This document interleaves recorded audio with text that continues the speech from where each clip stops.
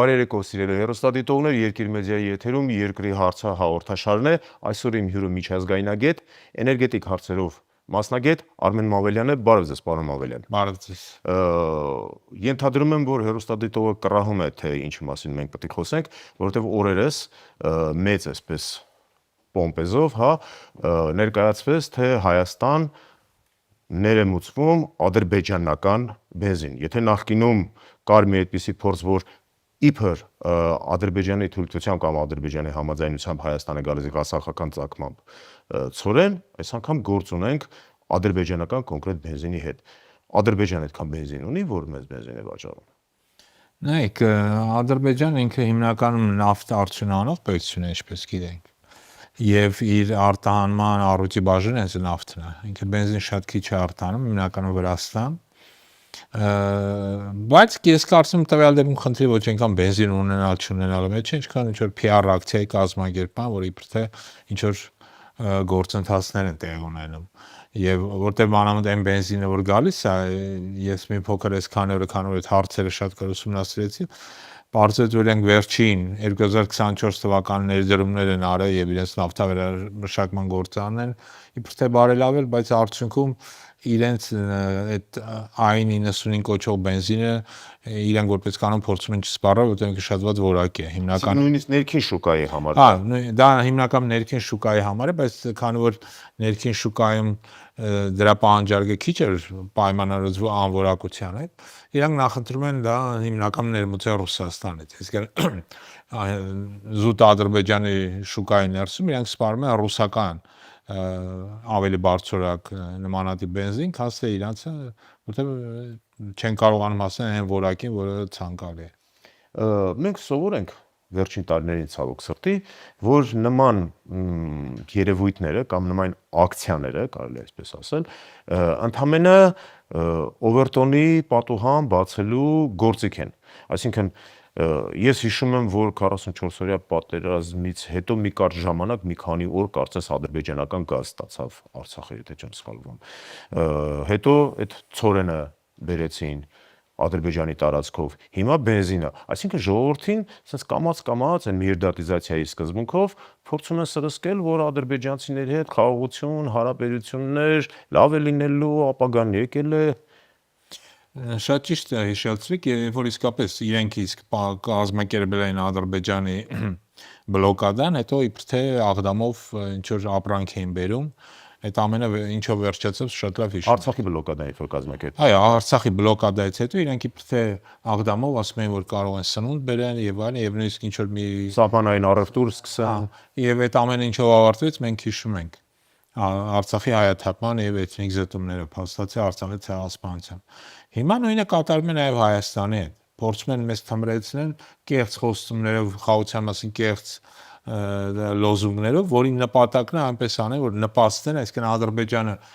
ջանքեր է գործադրում, իսկ իդեպ ասեմ թուրքական մամուլն է պարզ կերպով դրա մասին գրում է, որպեսզի գործողական ռեժիմը վերարտադրվի։ Այսինքն սա այս ամենը ուղղված է դրան։ Բայց եկեք չմոռանանք էլի, որ Ադրբեջանը մեծ թշնամի պետություն է։ Եվ այդ թշնամի պետությունը իր գազը եւ նավթը փորձում է օգտագործել իր քաղաքական շահերի համար ընդամենը։ Ոչ ավելն է, այսինքն Ադրբեջանը երբեք Հայաստան ոչ գազ կմատակարարի, ոչ նավթամթերք, զուտ նաև այն պատճառով, որ նավթի գազի իր հիմնական նախ տիրապետողը դա British Petroleum ընկերությունն է, երկրորդը որտեղ ինքը ունի երկարատև պայմանագրեր կնքած Եվրոպա, Թուրքիայի եւ եվրոպական մի շարք երկրների հետ եւ պարտավորություններ ունի այդ գազը եւ նավթը նրանց մատակարարելու, պլյուս նաեւ շեշտեմ, որ նավթի արդյունանումը Ադրբեջանում տարի ընկնում է։ Այսինքն վերջին 15 տարում, որպեսզի պատկերացրեք, նավթի արդյունանումը Ադրբեջանում նվազել է մոտավորապես 40%-ով։ Այսինքն ինքը խնդիրներ ունի նաև այդ արտաքին ռեսուրսներն են պակասում, թե ռեսուրսներն են պակասում, հա։ Ինքը շատ արագ կերպով այդ նավթը սպառում է, այսինքն արդյունանում է եւ արտանում։ Եթե 15 տարի առաջ դա կազմել էր մոտավորապես 50 միլիոն տոննա տարեկան, հիմա 2024-ին դա եղել է 30 միլիոն տոննա, որպեսզի դուք պատկերացնեք։ Ու այս տարի նույնպես անկում է ապրում եւ տարեվերջը որ ամփոփեն, կտեսնեն, որ այդ անկումը իրենք ոչ մի կերպ չեն կարողանում կանգնեցնել։ Այսինքն Ադրբեջանը նավթի արդյունքի սա էլ հանգեցրել է նրան շեշտեն, որ իր եկամուտներն են կրճատվել եւ իր նաեւ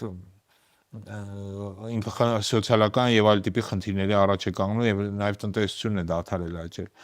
Ու այս պայմաններում իհարկե իրեն ձեռնատու ինչ որ առումով Հայաստան նկատմամբ ճնշում ուժեղացնել, այդ թվում նաեւ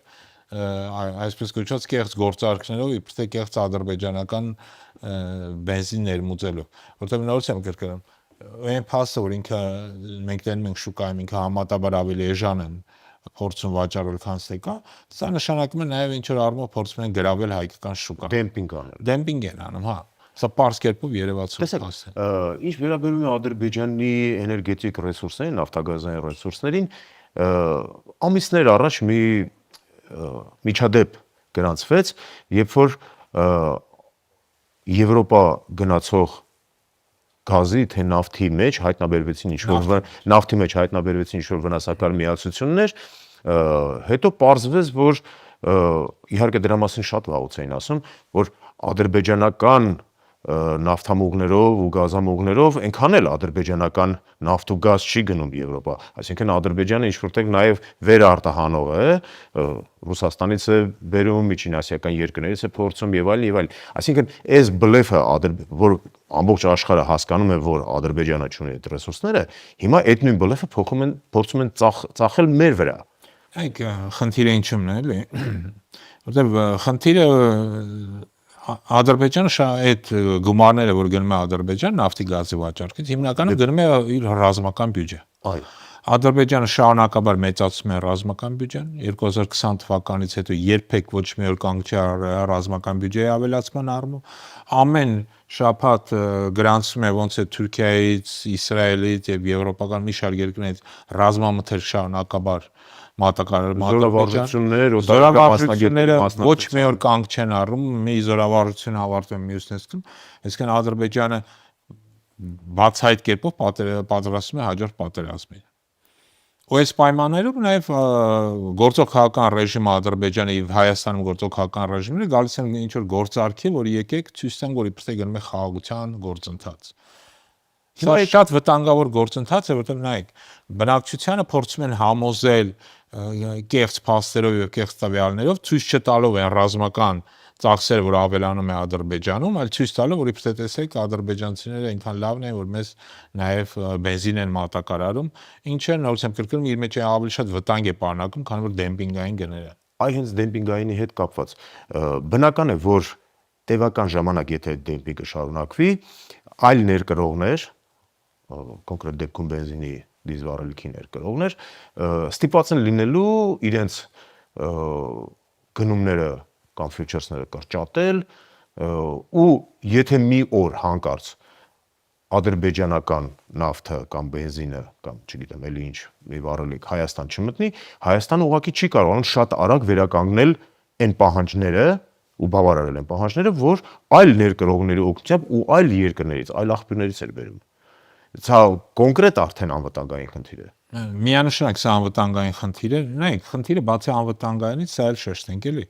որ իրանք փորձում են դեմպինգով մտնել եւ մեր շուկան գրավեն, պարզ այն բանից հետո որ եթե իրանք հաջողվի դա ասվեստյանի ու դա կբերնա որ դուրս կմղան մյուս ներմուծողներին եւ դրանց հետո պարզ է որ հաջորդ քայլով իրանք որպես կանոն գները կտրուկ կերպով կբարձրացնեն, որ շուկայում տիրապետող կամ էլ ընդհանրապես փակեն այդ փականը։ Չախի, եթե դա իրենց նպաստում է, եթե Հայաստանը փող է տալի, այդ փողն է գնում իրենց ռազմական բյուջեի օգնით մեծացմանը, համալրմանը, այն զենք են գնելով, որ վաղը կրակելու են ու սպանելու են մեր երիտասարդներին սահմանին կանգնած, ինչու՞ չէ, իրենք կշարունակեն դա անել։ Բայց ու այդ առումով ստեղ նաև այն մարդիկ, ովքեր պատրաստում են այդ բենզինը գնել, պետք է նաև այդ կոչն էլ անել, որ եկեք սկսեք բոյկոտել այդ բենզինի գնումը։ Եվ այն ընկերությունները, որոնք այդ բենզինի վաճառքով են զբաղված, պետք է դրանցալ շատ վնաս կրեն, քան թե օգուտ։ Անկախ գնից միջին վիճակագրական հայ վարորդը պետք է խուսափի այդ, որտեղ դա, ասենց ասեմ, արյունոտ բենզին է։ Խնդիրը նաև ունի բարոյական կողմ, որի մասին մենք պետք է անպայման անդրադառնանք։ Եվ մարդիկ չպետք է գնան այդ ոնց որ ասած այդ արյան վճարը իրենց վրա վերցնեն։ Իհարկե դա հիմա մեր հասարակությանը մի քիչ երևի դժվար է բացատրել, որովհետև իշխանությունները ամեն ինչ անում են, որպեսզի մարդկանց պահեն մոլորության մեջ, մանիպուլացնեն տարբեր, չգիտեմ, խնդիրներով, ինչ որ կեղծ օրակարգերով, եկեղեցի, չգիտեմ, նախկիններ, ներկաներ, սևեր, սպիտակներ եւ այլն, բայց դա կարծում եմ այլ մասնագետի հետ զրույցի առարկա է, թե իհարկե համաձայն եմ, որ ցանկացած մեկը Հայաստանում անկախ իր մասնագիտությունից, մասնագիտացումից եւ սոցիալական վիճակից պետք է որ այդ բենզինից նախ եւ առաջ արյունի հոտ առնի։ Չէ, միանշանակ նայեք, որտեղ սա իսկապես խնդիրն այ բարոյական հարթության մեջ է։ Եվ շատ երկրներ, օրինակ, երբ որ իրենց երկրի անվտանգության խնդիրներն են կարևորում, իրանք նայում են թե ումից ինչ են գնում եւ մենք տասնյակ դեպքեր գիտենք, եւ որ պետությունները հրաժարվել են ավելի էժան ապրանք գնել այս կամ այն երկրից զուտ իրենց ազգային անվտանգության խնդիրը։ Հիմա սա մեր ազգային անվտանգության խնդիրն է։ Ու քանի որ այսօրվա գործող քաղաքական ռեժիմը այդ անվտանգության խնդիրը չի կարևորում, մենք պետք է կոչ անենք Հայաստանի բնակիչներին կարևորել իրենց անվտանգությունը։ Մենք դրա օրինակը արդեն տարիներ շարունակ տեսնում ենք, երբ որ Եվրամիությունն ու Միացյալ Նահանգները Ռուսաստանի նկատմամբ տնտեսական սահմանափակումներ են դնում, եվրոպական խոշորագույն արդյունաբերությունները, խոշորագույն արդյունաբերական երկրները հսկայական տնտեսական վնասներ են կրում, նաև որոշ երկրներ սկսել են սահմանափակել իրենց մոտ սոցիալական աջակցության ծրագրերը եւ այլն, ներքին խնդիրներ ունեն դրա պատճառով, բայց այնուամենայնիվ հետևում են այդ կանոններին։ Հիմա մենք չասենք դա լավ է թե վատ, բայց խնդիրն այն է, որ հետևում են այդ կանոններին ու այն մարդկանց, ինչի եմ ասում, այն մարդկանց ում հետ ես արդեն ունեցել այս օրերի ընթացքում խոսելու, իհարկե ոչ հրապարակային, ոչ եթերային անձնական շփումների ժամանակ, ասում են դե հիմա էժան բենզինը բա մի օր հարևանություն պետք է անենք, մի օր բարեկամություն պետք է անենք, ասում եմ լավ, իսկ օրինակ դու ո՞նց ես նայում, որ Ուկրաինայի պատճառով եվրոպացիները սանկցիաներ են կիրառում Ռուսաստանի, դե ասում են ուրիշ է, այնի Ռուսաստանն է։ Ինչ տարբերություն է, Հայաստանն է։ Եկեք մի բան հասկանանք, որ ներքաղաքական անվտանգային խնդիրները ցանկացած պետության համար շատ ավելի կարևոր է, քան թե, ասենց ասեմ, հարևանային առևտուրը։ Դրսից քեզ ինչ աշկով կնայեն։ Թքած թե արսից քեզ ինչ աշկով կնայեն, կարևորը որ քո անվտանգության խնդիրը լուծեն։ Երբ որ դու սկսում ես բենզին ներկրել մի երկրից, որը քո նկատմամբ թշնամաբար է վերաբերում, իսկ այն որ այդ երկրում ոչ մի վարքյան թշնամանք եւ ատելություն հայության հանդեպ չի կանգ առը, դա կարող եք բացել եւ նայել, ասենք թե այդ ամեն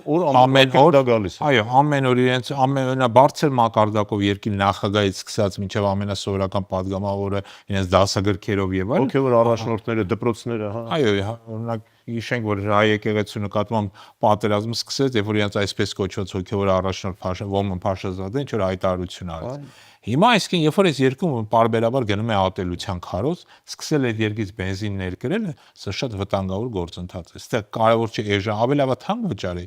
բայց քո անվտանգությունը պահպանի։ Որտեղ դուք լավ օրինակ բերեցիք, օրինակ Բալթյան պետությունները հրաժարվեցին Ռուսաստանից գազ եւ էլեկտրաէներգիա ներմուծել, չնայած այն շատ ավելի էժան է։ Զուտ ելնելով իրենց ազգային անվտանգության խնդիրներից։ Հիմա սա իրենց որոշել եք, իրենք տենց են իրենց անվտանգությունը տեսնում։ Սա միայն հարգանքի է արժանի։ Նույն ձև էլ մենք պետք է անենք։ Մի օր առևտուր ենք անելու, ասելու, վաղը մի օր էլ ձեզ մորթելու են։ Էլ ով ես անգամ նույն առևտուր անող մի օր էլ գալու է ձեզ մորթին, այսօր չպետք է թուլանալը, ասել թե ամեն ինչ լավ է լինելու, իբր թե խաղություն է։ Ոչ, մենք առավել եւս այսպես կոչված 21-րդ դարում տեսնում ենք, որ երկրները դադարում են հարգել միմյանց տարածքային ամբողջականությունը։ Երկրները դադարում են միմյանց նկատմամբ միջազգային իրավական սկզբունքները պահպանել, սկսել պատերազմ ներխուժել այլ երկրի տարածք, հիմա դարձել է մասսայական բնույթ է կրում։ Ցեղասպանություն են իրականացում տարբեր երկրներում Գազայի հատվածում եւ այլն, եւ դա ոչ ոք դրա ձեռը չի բռնում։ Հետեւաբար խոսել, որ ինչ որ պայմանավորվածությունների միջոցով, չունենալով համոցան ռազմական ուժ, չունենալով անվտանգության սեփական համակարգել, բայց զուտ եւ երաշխիքներ, առավել եւս միջազգային ոչ մի երաշխիքներ չունենալով, մենք ոչ թե գնում ենք իրավիճակի բարելավմանը, այլ ընդհակառակը գնում ենք իրավիճակի ավելի վատթարացմանը։ Համարենք, որ բենզինի հետ կապված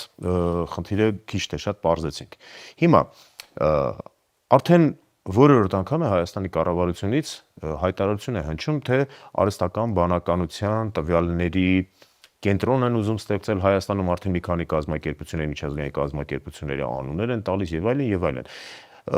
Ես ինչքան գիտեմ, մասնագետը չեմ, բայց համենայն դեպս դրա համար բարձրագույն ուսումնական հաստատություն ավարտել պետք չի, այդ ամեն ինչի համար հսկայական էներգիա է պետք, էլեկտրաէներգիա է պետք, էներգետիկ ռեսուրսներ է պետք։ Այսօր նույնիսկ Միացյալ Նահանգների նման հզոր երկիրը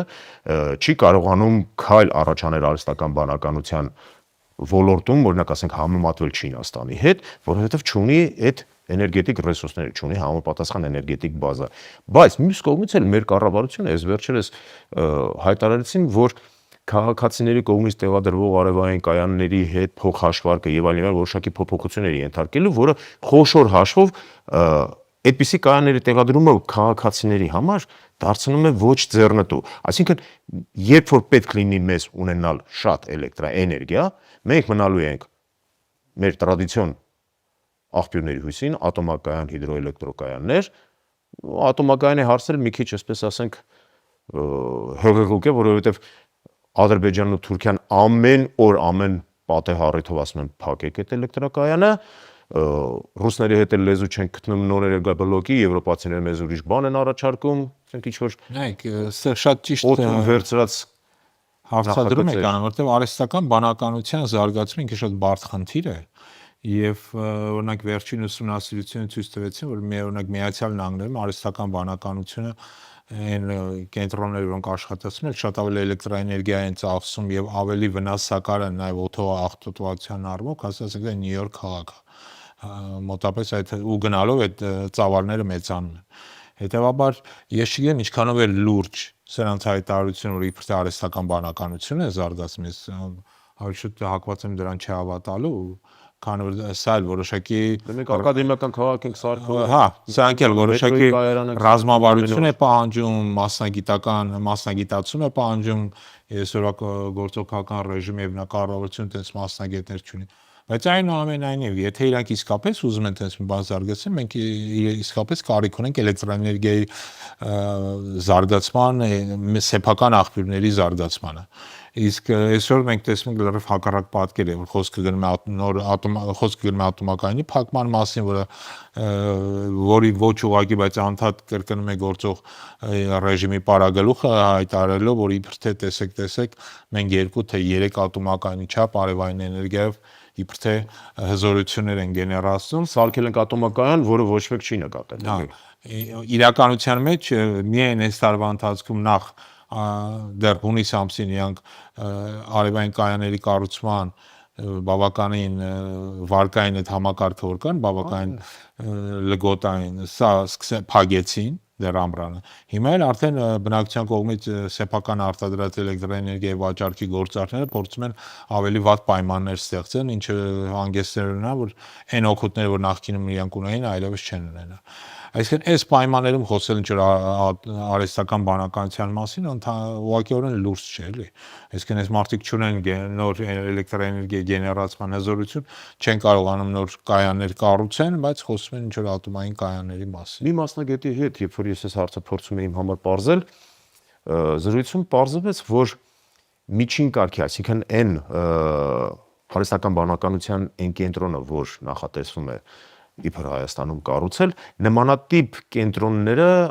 մոտավորապես 1.5 մեգավատ հոսանք են պահանջում, էլեկտրաէներգիա են պահանջում։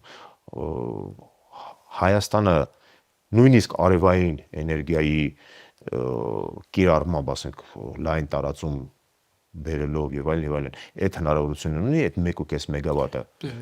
Նախ ես չեմ կարծում խոսքը 1.5 մեգավատի մասին է գնում, որովհետեւ 1.5 մեգավատ դա մեծ ծավալ չի։ Ավելի շուտ երևի ավելի մեծ հզորությունների մասին խոսքը կգնա։ Բայց նորից եմ կրկնում, խնդիրը դա չի։ Խնդիրն է, որ Հայաստանը, եթե մենք ուզում ենք զարգացման մասին խոսել Հայաստանի, պետք է սկսի իր էներգետիկ հզորությունները մեծացնել։ Նոր ատոմային ռեակտոր կառուցել, ոչ թե գնալ մոդուլային այսպես կոչված ռեակտորի կառուցման հետևից, որը սուտ եւ կեղծ ճանապարհ է եւ Հայաստանի համար ոչ հեռանկար է։ Այլ գնամ մեծամորում երկրորդ ռեակտորի կառուցման մասին, որը գոնե պետք է 1200 մեգավատանոց լինի։ Այսինքն մենք պետք է գնանք մեր նախ էներգետիկ անկախության հետևից, ատոմակայանի նոր ռեակտորի կառուցման հետևից, նորից ոչ թե մոդուլային այլ մեծ ռեակտորի կառուցման հետևից, որը կբերի նա որ Հայաստանը կարողանա նաև էլեկտրաէներգիա արտահանել, որով ինքը միշտ զբաղվում էր, որտեղ այն ծրագրերը, որ մինչև հիմա գոնե հայտարարվում են, դա ոչ մի կերպ չի նպաստում Հայաստանում այդ էներգետիկ անվտանգության եւ էներգետիկ ռազմավարության մշակմանը, այլ ընդհակառակը Հայաստանն փորձում են ավելի մեծ կախման մեջ գտնել Թուրքիայից, որտեղ Եվրամիությունն է խոսում։ Նախկինում ենք արտահանում ենք Վրաստան, եթե չեմ սխալվում, մեր Վրաստանն էլ Թուրքիա էր արտահանում, այսինքն ինչ որ բան կար, ստաբիլ հոսք կար, որ Հայաստանի էներգետիկ արտադրությունը պահում էր ջրի երեսին։ Իդեպ դրա հետ կապված այսօր Հայաստանի Հանրապետության արտգործնախարարությունը մի հայտարարություն է տարածել Թրամփի ուղու հետ կապված նրա ժամկետների գործարկման եւ այլն, բայց այնտեղ մի պարբերություն կար, որի ուշադրությունը գրավեց։ Այն հայ-ամերիկյան կազմակերպությունը, որը պետք է շահագործի թրիփը, նրան ասում էր հայտարարության մեջ, որ նրան հնարավորություն է տրվելու այդ ուղով անցնող երկաթուղային, ավտոտրանսպորտային, մալուխային եւ այլն, այսինքն բոլոր կոմունիկացիաները զարգացնելու հնարավորություն է տրվելու։ Ես գիտեմ, որ օրինակ այդ տարածքով հայ-իրանական գազամուղն է անցնում, որը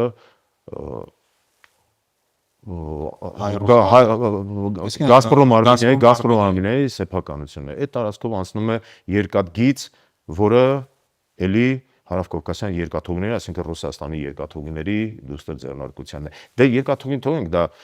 ճիշտ է, էլի անվտանգության հետ կապված, բայց էներգետիկ խնդիրներ չէ։ Այդ տարածքով մենք, եթե չեմ սխալվում, 2 բարձրավոլտ երրորդը կառուցում ուղի ունենք եւ երրորդն էլ կառուցում է Հայաստանի ու Իրանի միջեւ։ Ոնց է այդ զարգացումը, այդ ենթակառուցվածքների զարգացումը տրվելու մի նոր ընկերության։ Սա բախում կբերի թե չէ, սա ինչ զարգացման հնարավորություն կտա, ինչից է կախված։ Եթե թրիփի մասին ենք խոսում, ապա թրիփի եթե ասված չան այդ ծրագիրը իրականացնի, ոչ մի կերպ չի նպաստի Հայաստանին զարգացման, առավելևս էներգետիկ ցանկացած առումով։ Ինքը շատ վտանգավոր ծրագիր է այն առումով, որ սա սենց ասեմ, որոշակի հնարավորություն տալիս Թուրքիան եւ Ադրբեջանը ներկա գտնվել Հայաստանի տարածքում։ Անկախ նրանից թե դա ինչ ձևով կլինի ու ինչի անվան տակ կլինի։ Հա, ու ինչի անվան տակ կլինի, որտեղ նայեք նույն այդ հայ-ամերիկյան, այսպես կոչված ընկերությունը, որը պայմանագրի կնքված է Ռոգոստոսություն պետք է ստեղծվի, այնտեղ հստակ ասում են, որ դրան կարող է մասնակցել նաև երրորդ կողմը։ Ու այդ երրորդ կողմի հետ կապված բավական տարբեր տարաձայնություններ կան, գործընթացներ կան եւ Թուրքիան է ուզում շատ ակտիվ կերպով այդ երրորդ կողմը լինի։ Եվրամիությունն է ուզում ակտիվ կերպով այդ երրորդ կողմը լինի, բայց հələ մինչև այդ երրորդ կողմը թողել, մենք երբ որ նայում ենք այդ ծրագիրը, հասկանում ենք, սա թուրք-ադրբեջանական պրոյեկտ է։ Ուղղակի թուրքերը կարողացել են դա շատ լավ կերպով, ասենց ասեմ, ծախել ամերիկացիների եւ դա մեզ ներկայացնում են իբր թե ամերիկյան ծրագիր։ Իբր թե Զանգեզուրի միջանցքը չի։ Հա, իրականության մեջ նորից եմ կրում։ Բայց իրենք անդադ չեշտում է Զանգեզուրի միջանցքը։ Իրականության մեջ սա թուրքական ծրագիր է հստակ։ Իրանք ծախել են շատ գեղեցիկ կերպով ամերիկացիներ եւ թրիփի կամ Թրամփի անվան տակ փորձում են նաեւ բերել Հայաստան։ Միմյանց կապել այս երկու երկրները, դարձնել Հայաստանը թուրք-ադրբեջանական այս տանդեմի կարիքները սպասարկող, կարևոր չէ ինչ կարիքի մասին, տրանսպորտային, էներգետիկ կարիքները սպասարկող ինչ որ միջանցք, որից Հայաստանը առանձնապես օգուտ չի ունենալ, բայց որը Թուրքիան եւ Ադրբեջանին հնարավորություն տալի ներկա գտնվելու Հայաստանը։ Չմոռանանք նաեւ տարածաշրջանի մյուս երկրներ, որովհետեւ այդ երրորդ կողմը կարող է լինել, օրինակ ասենք Ռուսաստանի Դաշնությունը, այդ երրորդ կողմը կարող է լինել Իրանի Իսլամական Հանրապետությունը։ Դե դեպքում կան անկեղծեն քիչ հավանական է ռուսների եւ Իրանի ներկայությունը, բայց Թուրքիան շատ լուրջ կերպով։ Բայց դրա համար կռիվ կտան։ Ու պատերազմի մասին չի խոսքը։ Շահերի բախում եւ այլն։ Սա հստակ կերպով շահերի բախում կա։ Եվ սա առավելևս առանձնալ Սյունիքը ինքը վտանգված է։ Վտանգված է, որտեղ սրանց թեթև դերերով Սյունիքը դարձել է միջանցք, ասենք ասեմ Հայաստանի համար դեպի Իրան։ Եվ հիմա իրանք ցանկանում են սա կտրտեն հարավից էլ, հյուսիսից էլ, չմոռանանք իրանք Ադրբեջանն նաև պահանջում է Տիգրանաշենի նկատմամբ վերահսկողություն, ինչը ընդհանրապես կբերի Հայաստանի խնդիրների դեպի հարավ շարժվելու առումով։ Եվ այս իրավիճակը, եթե այն ծրագրերը, որոնք Ադրբեջանը իրականացնում է Հայաստանի նկատմամբ, կեղծ բենզին վաճառելով մի կողմից, երկրորդ կողմից հստակ կերպով պահանջներով Հայաստանից այսպես կոչված անկլավների նկատմամբ վերահսկողության հաստատումը, նպատակը մեկն է Հայաստանը դարձնել փոքր անկլավ ինքը իր ձևով, որը կկտրվի եւ հարավից եւ հյուսիսից ու հաշմանդամի պես, ասենք մի ոտքից զուրկ, մի ձեռքից զուրկ։ Մոտապես Միտեղ ճանապարհն է փակում, միտեղ օթելն է փակում։ Այսինքն նույն այսօրվա վարչախմբի գործընկեր Ալիևը ժամանակին ասում էր, որ իրենք Երևան գալու են ոչ թե տանկերով, այլ մեքենաներով։ Հիմա սա է Հայաստանը նվաճելու ծրագիրը, որը իրանք եթե հնարավոր չէ այս պահին գոնե պատերազմում, իրանք փորձում են դա կամած քայլ առ քայլ անեն։ Հիշենք Ոմն Փաշազադը էլ ասում էր ինքը Էջմիածին է գնալու եւ նաեւ այսօր Թուրքիայում խոսում են Հայաստանի ինչ որ մսկիթների վերականգնման թե վերակառուցման մասին։ Իսկ այն Հայաստանը կամած քայլ առ քայլ գազով, չգիտեմ, բենզինով, տարբեր կեղծ հացահատիկներով Հայաստանի նվաճման ծրագիր է։ Եկեք ոնց ասում են իրերը պետք է կոչենք իրենց անուններով։ Մի վերջին հարց էլ։ Հայաստանը հիմա բավական լուրջ կախվածություն նաև էներգետիկ առումով Ռուսաստանի Դաշնությունից։ Եկեք Ռուսաստանի Դաշնությունը մատով ցույց տանք, ասենք ԵԱՏՄ, հա? Եթե Հայաստանի իշխանությունների կողմից վարվող հակառուսական կամ երկրի ներսում գոնե տարվող հակառուսական քաղաքականության տրամաբանությունից նայենք, ԵԱՏՄ երկրները, մասնավորապես Ռուսաստանը, առիթ բաց չեն թողնի մեր հետ խոսելու նաև սակագների լեզվով, ինչպես հիմա ասենք անում է Ամերիկայի Միացյալ Նահանգների նախագահը։ Ու եթե վաղը կամ մյուս օրը ադրբեջանական բենզինը կամ չգիտեմ ադրբեջանական գազը ու նավթամթերքները սկսեն Հայաստանի շուկայում կայուն տեղ ունենալ, դա չի բերի ձեր կարծիքով կամ ձեր պրոգնոզներով ռուսական գազի թանկացման, ատոմային վառելիքի թանկացման, սպասարկման եւ այլն եւ այլն։ Նայեք, Քանի որ շատ կարևոր հարց եք տալի։ Անով փակել։ Հա, շատ կարևոր հարց եք բարձրացնում, որտեղ իսկապես մենք այդ ամեն ինչից օգտվում ենք բավականին էժան գներով։ Իհարկե։ Եվ գազ ենք բավականին էժան ստանում եւ իդեպ ասեմ մեր միջուկային կայանով բերվող հարստացած ուրանը նույնպես միջազգային շուկայական գներից ավելի էժանով է գնում։ Այսինքն իհարկե սա ինչ որ առումով կբերի, եթե Հայաստանը շարունակի այս քաղաքականությունը, դա ասեն հենա գնացեք ադրբեջանից էլ առեք էլ այդ գազը բան եւ այլն, եթե դες այդքան պետք է։ Եվ սա իսկապես կարող է բերել նա, որ նրանք ուղղակի գները բարձրացնեն։ Նույն Ադրբեջանը, սա էլ շեշտեմ, Վրաստանը եւ Թուրքիան շատ ավելի բարձր գներով է վաճառում գազը, քան սա Ռուսաստանը Հայաստանին։ Ու մանավանդ որ մենք էլ անընդհատ առիթ ենք տալիս, որ մեր նկատմամբ ինչ որ այլ վերաբերմունք կսեն ցույց տալ։ Որ հետո դա վաճառենք, որ տեսեք, այ մեզ վատ են վերաբերվում, դրա համար այսպես ենք անում։ Այսինքն այն ինչ որ եղավ ռուս խաղապահների հետ օրինակ Արցախում, չէ՞։ Եկեք փաստենք էլի, որ հասկացանք սկզբից հավներ թե ձուն, մեզ խառնեցին։ Էներգետիկ առումով եկեք փաստենք, որ գործողական ռեժիմը չունի էներգետիկ ռազմավարություն, չի կարող հասկանալ էներգետիկ անվտանգության կարևորությունը հենց ազգային անվտանգության կոնտեքստում։ Սա էլ բերել է նա, որ մենք դառնում ենք գնալով ու դառնում ենք ել ավելի խոցելի եւ թույլ ենք տալի հայկական շուկա մտնել երկրներ, որոնք կասկածելի մեղմ ասած վերաբերմունք ունեն Հայաստանի նկատմամբ, իսկ իրականության մեջ թշնամական վերաբերմունք ունեն, եւ սա լրջագույն ռիսկեր է ստեղծում Հայաստանի թե էներգետիկ, թե ազգային անվտանգության առումով։ Շնորհակալություն, պարոն Մավելյան։ Սիրելի հեռուստադիտող, մենք այս հաղորդման ժամանակ կարող էինք բավական շատ թվեր բերել, բավական շատ գրաֆիկներ ու սխեմաներ ներկայացնել, բայց դուք ամեն օր նման խոսակցություններ, նման մեկնաբանություններ լսում եք եւ կարծես թե դա ձեզ այնքան էլ չի բավարարում, որովհետեւ մենք ես ինքս էլ դրանից շատ բան չեմ հասկանում։ Պարոն Մավելյանի հետ մենք այսօր փորձեցինք դա ներկայացնել շատ ավելի պարզ, հասկանալի լեզվով ու շատ ավելի ակնառու օրինակներով։ Մեր հաղորդման ժամանակը սպառվեց, կուզեինք ավելի շատ լինել ձեզ հետ, ավելի երկար, բայց ժամանակը սեղմում է մեր հնարավորությունները։ Մինչև նոր հանդիպում։